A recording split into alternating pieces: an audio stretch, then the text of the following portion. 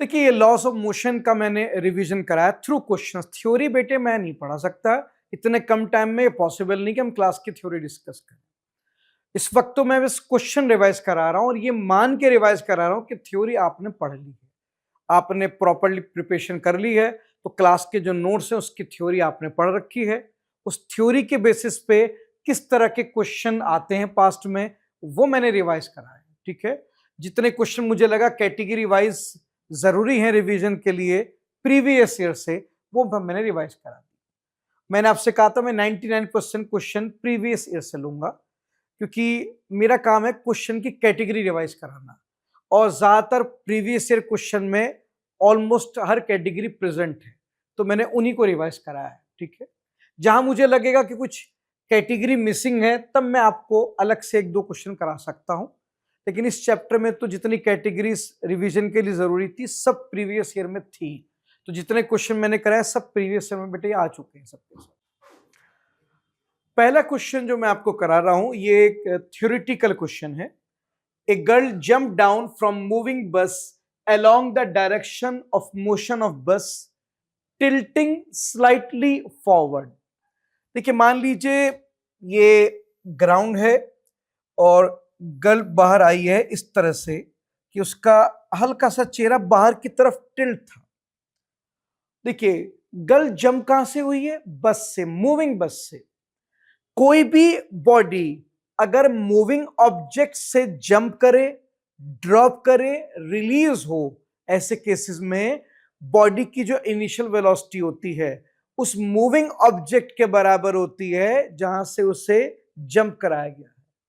अगर कोई balloon v velocity से ऊपर जा रहा है और उसमें से एक स्टोन को रिलीज कर दिया जाए तो स्टोन की इनिशियल वेलोसिटी उस बैलून के बराबर होगी। सिमिलरली अगर कोई बस राइट डायरेक्शन में मूव कर रही है उसमें से गर्ल जंप लगाएगी तो गर्ल की जो इनिशियल वेलोसिटी होगी उस मूविंग बस के बराबर होगी।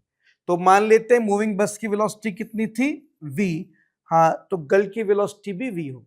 और गर्ल जो जंप हुई है उसने अपनी बॉडी को आगे फॉरवर्ड की तरफ टिल्ट किया था, मतलब सर थोड़ा आगे की तरफ टिल्ट कर रखा था। आगे पढ़ते हैं। She falls on A sheet of ice. इसमें दो केस दिए हैं। पहला केस ये है कि मान लीजिए कि वो कहां गिरेगी? शीट ऑफ आइस पर, यानी कि नीचे क्या होगा? आइस होगी। अब आइस आप जानते हैं स्मूथ है, तो यहां ग्राउंड से कोई फ्रिक्शन नहीं मिलेगा। ठीक है, लेकिन बेटा अगर आप सही से देखें तो एक तो इसकी बॉडी पे इसके सीएम पर, सेंटर ऑफ मास पे एमजी लगेगा, ग्राउंड से नॉर्मल आएगा। हाँ, फ्रिक्शन नहीं होगा, एक्स में कोई फोर्स नहीं होगा, दो फोर्स लगेंगे वाई में, ऊपर नॉर्मल नीचे एमजी। और अगर मैं पॉइंट ऑफ कांटेक्ट की बात करूं या सीएम की बात कर लें आप, तो आप देखेंगे इस बॉडी पर टॉर्क डेवलप हो गया है। अगर हम पॉइंट ऑफ कांटेक्ट के अबाउट देखें तो एमजी नीचे लग रहा है वर्टिकल डाउनवर्ड, ये क्लॉकवाइज टॉर्क पैदा करेगा, जिसकी वजह से जो लड़की है ऐसे क्लॉकवाइज रोटेट करेगी, उसका सर जो है आगे की तरफ फॉरवर्ड की तरफ गिरेगा जाके, ये लड़की गिरेगी क्लॉकवाइज डायरेक्शन में, रोटेट होगी इस तरह से और इसका सर जाके ऐसे जमीन में लगेगा, फॉरवर्ड डायरेक्शन में गिर जाएगी लड़की। ठीक है, सेकंड केस में लिखा है कि लड़की कहां जंप करेगी? पैच ऑफ ग्लू पे, ऐसे सरफेस पे जहां नीचे क्या होगा? ग्लू होगा। देखिए अगर नीचे ग्लू है तो अगेन जंप करने का पैटर्न तो वही है, इस तरह से। अगेन इसको वेलोसिटी v दी है, यहां पर एक फोर्स और बढ़ जाएगा, नॉर्मल के साथ क्या लगेगा? फ्रिक्शन भी लगेगा।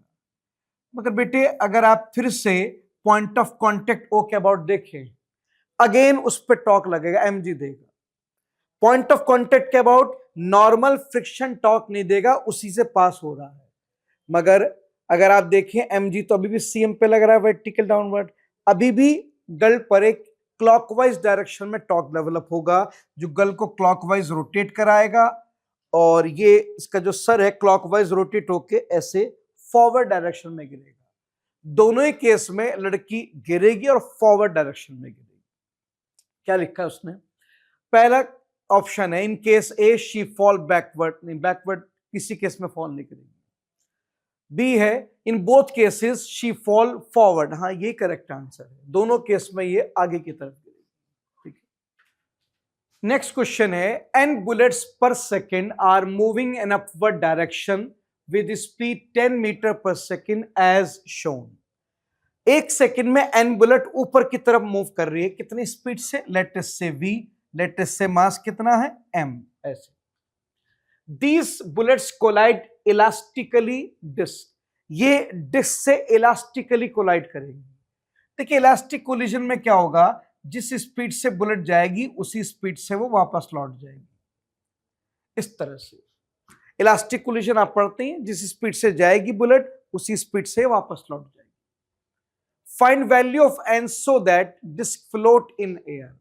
आपको एन की वैल्यू बतानी इस तरह से कि जो डिस्क है हवा में फ्लोट करे, मतलब स्टेशनरी रहे, डिस्क मूव ना करे। देखिए जब ये बुलेट जाके डिस्क को ऐसे हिट करेगी तो ऊपर की तरफ एक फोर्स लगाएगी। जैसे डिस्क है, बुलेट जब जाके उसको ऐसे हिट करेगी तो एक अपवर्ड फोर्स लगाएगी। तो आपकी डिस्क पर एक फोर्स तो बुलेट लगाएगी वर्टिकली अपवर्ड, और डिस्क के पास अपना मास भी होगा तो अर्थ उसको अपनी तरफ अट्रैक्ट करेगी विद ग्रेविटेशनल फोर्स। अब ये डिस्क रेस्ट पे तभी रह सकती है जब बुलेट का अपवर्ड फोर्स डिस्क के एमजी को क्या कर दे, बैलेंस कर दे। तो बुलेट का अपवर्ड फोर्स डिस्क के एमजी के बराबर होना चाहिए। अगर ऐसा हो गया तो आपकी डिस्क हवा में फ्लोट कर जाएगी। अच्छा, अब बुलेट ने फोर्स कितना लगाया है वो मैं निकाल लेता हूं।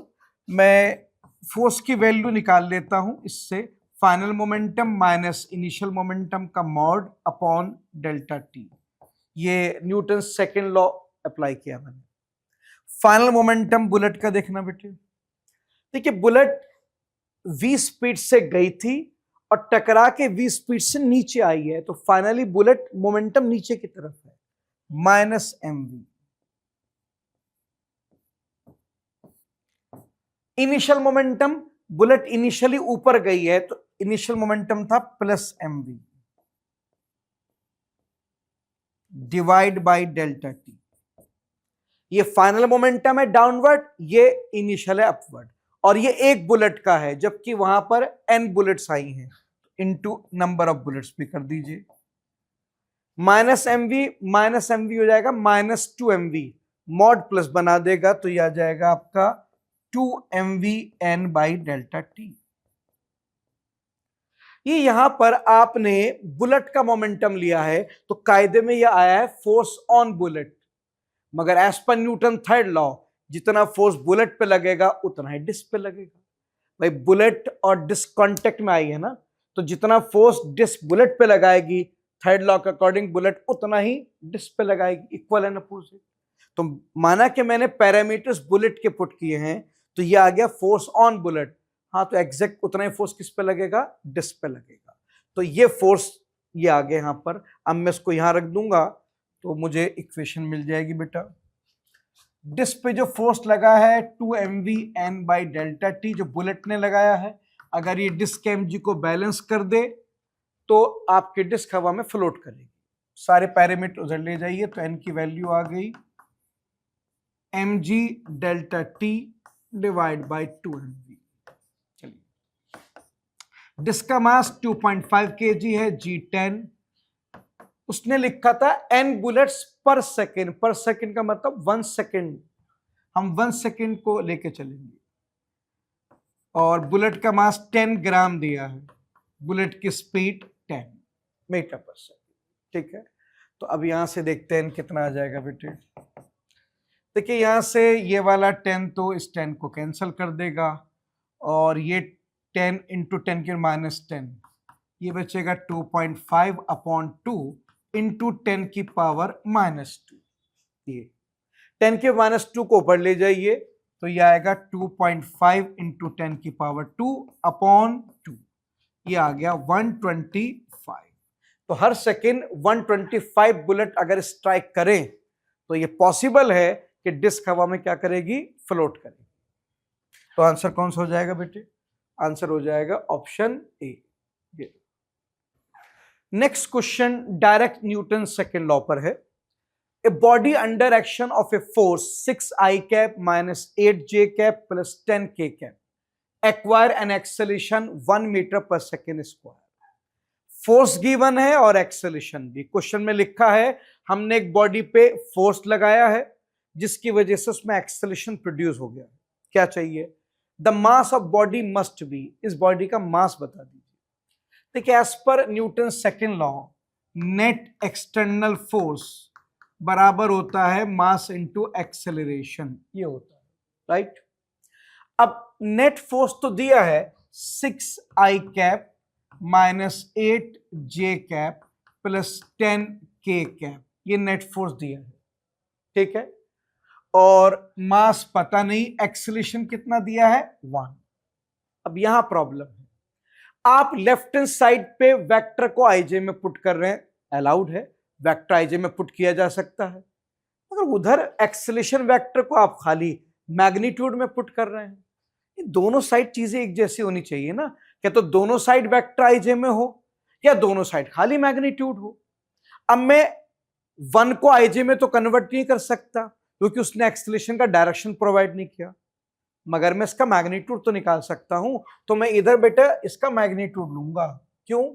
जब राइट हैंड साइड पे एक्सेलरेशन का मैग्नीट्यूड है तो लेफ्ट हैंड साइड पे भी फोर्स का मैग्नीट्यूड ही लेना पड़ेगा।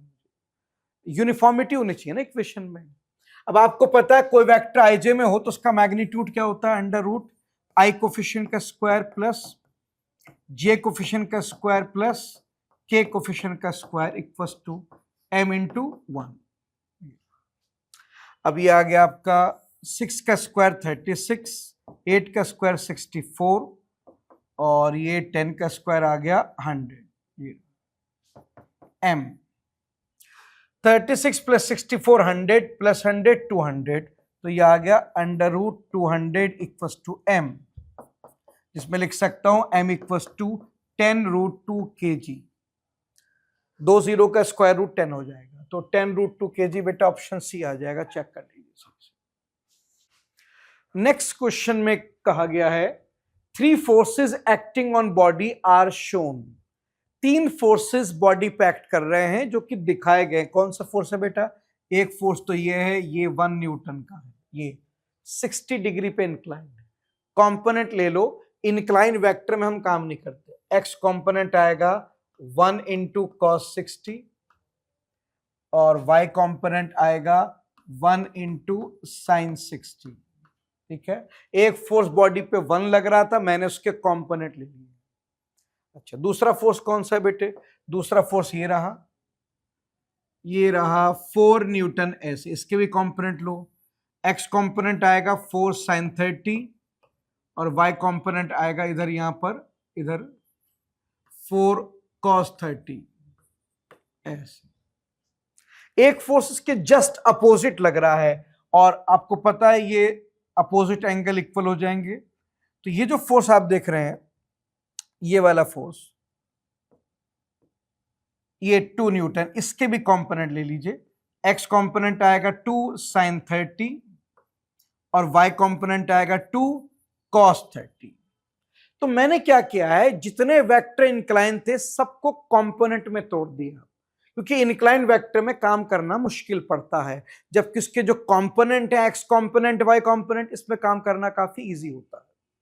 तो क्वेश्चन में लिखा है 3 forces acting on body as shown, ठीक। जितने फोर्स थे मैंने सबको कंपोनेंट में तोड़ दिया। आगे, to have the resultant only along y the magnitude of minimum additional force needed. कहता मैं चाहता हूं कि रिजल्टेंट फोर्स सिर्फ वाई में आए। रिजल्टेंट फोर्स सिर्फ वाई में आने का मतलब एक्स में कोई फोर्स ना आए। कौन सा force? Resultant. Sir resultant force x में ना आए, इसका मतलब ये हुआ कि मैं चाहता हूं रिजल्टेंट फोर्स इन एक्स 0 हो जाए। अगर एक्स का रिजल्टेंट 0 होगा तो सारे रिजल्टेंट वाई को मिल जाएगा। चेक करो एक्स में रिजल्टेंट है कितना, सिग्मा एफ एक्स। जरा बताओ एक्स में कौन कौन से फोर्स हैं? 1 cos 60 आगे है, 2 sin 30 आगे है। दो फोर्स पॉजिटिव एक्स में, 1 इंटू cos 60 प्लस 2 sin 30, एक नेगेटिव में माइनस 4 sin 30, ये रहा। तो यहां से नेट फोर्स इन एक्स आ गया, cos 60 हाफ है यानी कि 0.5, sin 30 half into 2 1, sin 30 half into 4 -2, तो ये आ गया -0.5। तो नेट फोर्स एक्स में कितना हो गया बेटे, वो आ गया -0.5। अब एक्स में नेट फोर्स -0.5 और मैं चाहता हूं 0 हो जाए, एक्स का फोर्स 0 होगा तभी तो सारा फोर्स वाई में जाएगा। तो उसके लिए काम करते हैं, हम एक्स में एक एडिशनल फोर्स ऐड कर देते हैं, कितना, +0.5, ताकि एक्स का फोर्स क्या हो जाए 0। तो हमें एक एडिशनल फोर्स 0.5 लगाना पड़ेगा, तब जाके एक्स का फोर्स 0 हो जाएगा, सारा फोर्स ऑटोमेटिक कहां जाएगा, वाई में। तो हमें इतना एडिशनल फोर्स लगाने की जरूरत है बेटा, ठीक है। नेक्स्ट क्वेश्चन में कहा गया है, a block has been placed on incline plane with slope angle theta. चलिए हम यहां पर एक इंक्लाइन प्लेन बना लेते हैं जिसका स्लोप एंगल कितना है, थीटा, और ब्लॉक जो है बेटा वो इस पर ऐसे रखा है, इस तरह से। A block has been placed on incline of slope angle theta. आगे, block slide down at constant speed, block slide कर रहा है कांस्टेंट स्पीड से, ऐसे। The coefficient of kinetic friction is equal to, तो बताइए कोफिशिएंट ऑफ काइनेटिक फ्रिक्शन क्या होगा। देखिए क्लासरूम में पढ़ाया जाता है कि जब कोई ब्लॉक इंक्लाइन प्लेन पे वर्टिकली डाउनवर्ड मूव करता है, वर्टिकल डाउनवर्ड का मतलब डाउन द इंक्लाइन, क्लासरूम में पढ़ाया जाता है जब कोई block down the incline move करता है तो उसका एक्सेलरेशन का फॉर्मूला पढ़ाया जाता है, जी sine theta minus mu k g cos theta. Classroom में ये फॉर्मूला डिराइव करके भी दिखाया जाता है और याद करने के लिए भी दिया जाता है। तो जब कोई block down the rough incline plane move करे तो एक्सेलरेशन इतना होता है, लेकिन वो कह रहा है कि मेरा ब्लॉक कांस्टेंट स्पीड से आ रहा है यानी कि एक्सेलरेशन 0 है, ए की वैल्यू 0 पुट कर देते हैं, जी कॉमन ले लीजिए या ऐसे रहने दीजिए, g sine theta minus mu k g cos theta. अभी नेगेटिव वाला टर्म इधर लेंगे तो ये आएगा mu k g cos theta equals to g sine theta, इस तरह से। अब ये जी से जी कैंसिल कर देते हैं, कॉस इधर ले जाइए, म्यू के equals to sine theta by cos theta, ये आ गया टेन थीटा, ये आ गया, चेक कर लीजिए, म्यू के जो आ गया वो टेन थीटा आएगा, ये ऑप्शन आ गया डी। नेक्स्ट क्वेश्चन रॉकेट का है यानी कि वेरिएबल मास सिस्टम का है। ए 600 kg rocket is set for vertical firing. देखिए रॉकेट क्लास में पढ़ाया जाता है, एक वेरिएबल मास सिस्टम होता है और वेरिएबल मास सिस्टम में ये वाला रिलेशन काम करता है, mass into acceleration equals to sigma F external force plus V relative dm by D T. ये वेरिएबल मास सिस्टम का जनरल फॉर्मूला होता है, हर वेरिएबल मास सिस्टम पे ये लगेगा, चाहे वो रॉकेट हो या कुछ और हो, हर वो जगह जहां मास वेरिएबल है ये रिलेशन काम करता है। ए 600 kg rocket is set for vertical firing. If the exhaust speed is 1000, the mass of gas ejected per second to supply the thrust needed to overcome the weight. देखिए हमारे पास यहां पर एक रॉकेट है, ऐसे वर्टिकल फायरिंग के लिए ready है। देखिए यहां पर जब रॉकेट स्टार्ट करता है तो नीचे की तरफ गैस निकलती है रॉकेट में, आपने देखा होगा जब रॉकेट फायरिंग के लिए तैयार होता है तो पहले डाउनवर्ड डायरेक्शन में हाई स्पीड गैसेस निकलती हैं। ये जो लिखा है ना, if the exhaust speed is 1000 metre per second, हाँ ये एग्जॉस्ट स्पीड गैस की होती है, रॉकेट में से जो गैस निकलती है उसकी एग्जॉस्ट स्पीड दे रखी है 1000 मीटर पर सेकेंड। और रॉकेट में ये जो गैसेस निकलती हैं डाउनवर्ड, ये एक अपवर्ड थ्रस्ट फोर्स क्रिएट करती हैं, ये अपवर्ड थ्रस्ट फोर्स ऊपर की तरफ लगेगा, नीचे क्या लगेगा, नीचे रॉकेट का mg लगेगा। अब रॉकेट का थ्रस्ट फोर्स mg के बराबर या ज्यादा होना चाहिए तभी रॉकेट वर्टिकली अपवर्ड मूव कर सकता है। अब क्वेश्चन में क्या लिखा है? क्वेश्चन में लिखा है thrust needed to overcome the weight. बस इतना थ्रस्ट पैदा हो जाए कि वेट ओवरकम हो जाए, बैलेंस हो जाए। यानी कि हमें बहुत ज्यादा थ्रस्ट फोर्स नहीं चाहिए, बस इतना थ्रस्ट फोर्स चाहिए कि mg बैलेंस हो जाए। तो ठीक है, हम थ्रस्ट फोर्स को mg के बराबर लेंगे। अब थ्रस्ट फोर्स क्या होता है बेटे? थ्रस्ट फोर्स इस हिस्से को कहते हैं, ये वाला हिस्सा जो, ये वाले पार्ट को, सिर्फ क्लास की थ्योरी है, क्लास के अंदर बताया जाता है कि ये वाला जो पार्ट होता है ये होता है थ्रस्ट फोर्स, जो गैसेस के निकलने की वजह से होता है। क्लास में पढ़ते हैं रॉकेट के अंदर फ्यूल को बर्न करते हैं, फ्यूल को बर्न करके गैसेस पैदा की जाती हैं, वो गैसेस हाई स्पीड से नीचे की तरफ रिलीज की जाती हैं, उससे एक अपवर्ड थ्रस्ट फोर्स क्रिएट होता है और वो थ्रस्ट फोर्स इस टर्म के बराबर होता है और ये थ्रस्ट फोर्स ही रॉकेट को ऊपर ले जाने का काम करता है। अब मुझे बहुत ज्यादा थ्रस्ट फोर्स नहीं चाहिए, मैं चाहता हूं कि इसे इतना थ्रस्ट फोर्स मिल जाए कि mg बैलेंस हो जाए। हाँ, तो इस थ्रस्ट फोर्स को mg के बराबर कर देते हैं, बस हमें तो इतना ही थ्रस्ट फोर्स चाहिए जो mg को बैलेंस कर दे। अब क्लास में ये भी पढ़ाते हैं कि रॉकेट के केस में रिलेटिव वेलोसिटी जो होती है वो एग्जॉस्ट स्पीड के बराबर होती है, तो ये हो गया 1000 मीटर पर सेकेंड। मास रॉकेट का कितना है? 600 kg, G10, तो यहां से बेटा dm/dt आ गया है 6 kg पर सेकेंड। हर सेकेंड इतने केजी फ्यूल बर्न होगा और हर सेकेंड इतना ही केजी गैसेस रॉकेट में से रिलीज होंगे। हर सेकेंड 6 किलो मास फ्यूल का जलाया जाएगा और वो गैसेस बन के नीचे फेंका जाएगा। अब को क्वेश्चन में क्या पूछा था? The mass of gas ejected पर सेकेंड। वो पूछ रहा है हर सेकेंड कितना मास गैस का इजेक्ट किया जाएगा, फेंका जाएगा। हर सेकेंड 6 किलो आपको गैस इजेक्ट करनी पड़ेगी, तो आंसर आ गया बेटे 6 kg पर second. Next question incline plane का क्वेश्चन है। A block of mass m is placed on smooth incline wedge ABC। देखिए, आपका ब्लॉक स्मूथ इंक्लाइन प्लेन पे रखा है, यहां कोई फ्रिक्शन नहीं है, ठीक है। The ways is given acceleration a towards right. ये जो वेज है यानी कि इंक्लाइन प्लेन, इसको हमने राइट में एक्सेलेरेट कर दिया है, ठीक है। The relation between a and theta for the block to remain stationary on wedge. मैं चाहता हूं कि जो ब्लॉक है ये वेज के रेस्पेक्ट में स्टेशनरी रहे। एक बॉडी दूसरे के रेस्पेक्ट में स्टेशनरी कब रहती है? जब दोनों के एक्सेलेरेशन सेम हो।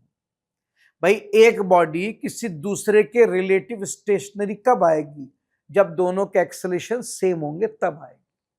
अब अगर वेज का एक्सेलेरेशन a है तो ब्लॉक का भी a होना चाहिए, सेम वैल्यू सेम डायरेक्शन। अगर दोनों के एक्सेलेरेशन परफेक्टली सेम होंगे तो फिर एक बॉडी दूसरे के रिलेटिव में स्टेशनरी हो जाएगी। अब हमें क्या चाहिए? हमें a की वैल्यू चाहिए, मिल जाएगी। आप इसका FBD बनाए ब्लॉक का, तो ब्लॉक पर नीचे इसका वेट लगेगा mg। ये जो सरफेस देख रहे हैं, सरफेस के ठीक 90 पे नॉर्मल लगेगा ऐसे। वेज स्मूथ है, कोई फ्रिक्शन डेवलप नहीं होगा। ये जो n है ये वर्टिकल से थीटा एंगल पे है। ये क्लास में पढ़ाया जाता है कि इंक्लाइन का नॉर्मल वर्टिकल से वही एंगल बनाता है जो खुद इंक्लाइन हॉरिजॉन्टल से बनाता है। तो अगर इंक्लाइन हॉरिजॉन्टल से थीटा बना रहा है तो इंक्लाइन का नॉर्मल वर्टिकल से थीटा बनाएगा। इसके कंपोनेंट ले लेंगे, y component n cos theta, x component n sin theta.